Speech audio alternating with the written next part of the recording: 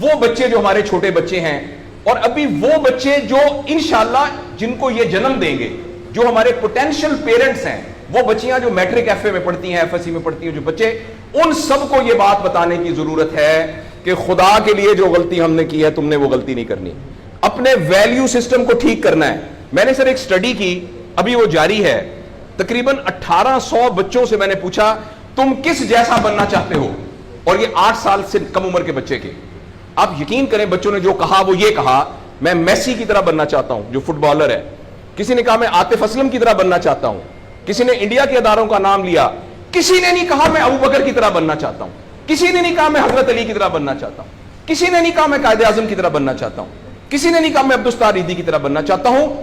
ایک بچی نے صرف کہا کہ میں حضرت فاطمہ کی طرح. میں نے اپنے یوٹیوب چینل پہ اس بچی کا انٹرویو لایا, چھوٹی سی بچی نے کہا میں پارک میں پھر رہی تھی, میں نے کہا بیٹا تم کیا بننا چاہتی ہو, کہتی میں حضرت فاطمہ کی طرح بننا چاہتی ہوں. تو میرے دوستو, ہم نے اپنے بچوں کے رول ماڈل ہی غلط کر دیے ہیں.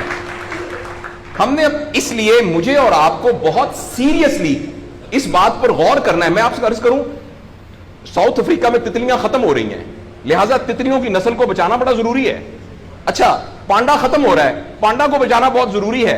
انسان پانڈا اور تتلیاں نہیں ہیں, انسان ختم نہیں ہو رہا ہے, انسان کا بچانا کوئی اتنا ضروری نہیں ہے, وہ پانڈا نہیں ہے.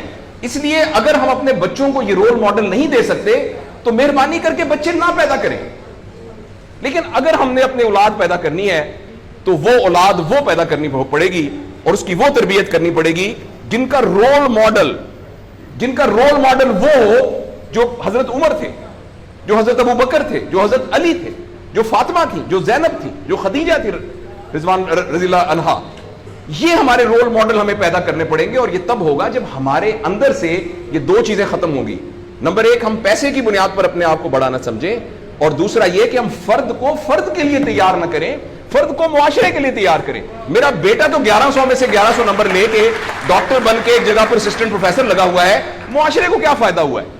اور ہم میں سے آپ سوچیں کہ اللہ لوگ, عموماً ہم سب لوگ جب اللہ کا شکر ادا کرتے ہیں کہ یا اللہ تیرا شکر ہے, 3 مرلے کے مکان میں رہتے تھے, اب ماشاءاللہ کوٹھی ہے 2 کنال کے اندر, اور سائیکل پہ ابا جی جاتے ہوتے تھے, لیکن الحمدللہ ہمارے پاس اب 2-3 گاڑیاں ہیں, اور چھٹیاں تو سوال ہی پوادے کر جاندے ہوندے سی, کدے کدے گوڑ کھاندے سی, خراستے. اب ہم سارے بھوربن میں جاتے ہیں چھٹیاں گزارنے, کبھی کبھی انگلینڈ بھی جاتے ہیں.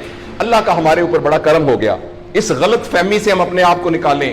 اللہ کا کرم یہ ہے کہ میری وجہ سے, جیسے انہوں نے ویڈیو دکھائی ہے کہ ہمارے یہاں کوئی بلڈ کا کچھ نہیں ہوتا تھا, شکر ہے میری وجہ سے یہ بلڈ والا کام شروع ہو گیا. میں ڈاکٹر ہوں, یہ والی سروس یہاں موجود نہیں تھی, اللہ کا شکر ہے کہ یہ والی سروس اب یہاں موجود ہو گئی ہے.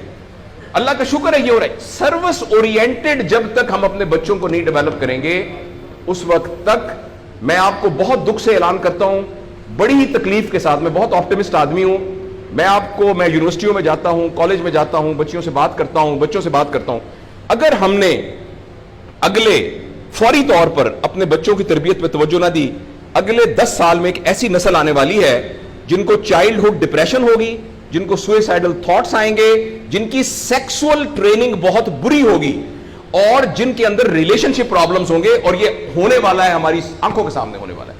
اگر آپ کے ہاتھ میں ایک موبائل ہے, آپ ابھی اپنا موبائل کھول کے فیس بک کھولے, جو پہلی 1.5 منٹ کی ویڈیو آئے گی اس میں ایک نیم برہنہ عورت ناچ رہی ہوگی. اگر آپ کے 8 سال کے بچے کو آپ نے موبائل دیا ہوا ہے, میں آپ کو یقین دلاتا ہوں اس نے ننگی عورتوں کو ناچتا ہوا دیکھ لیا ہے, اور وہ سارے ایکٹ جن کو منہ سے بیان کرتے ہوئے ہمیں شرم آتی ہے, وہ آپ کے 8 سال کا بیٹا اور 8 سال کی بیٹی دیکھ چکی ہے.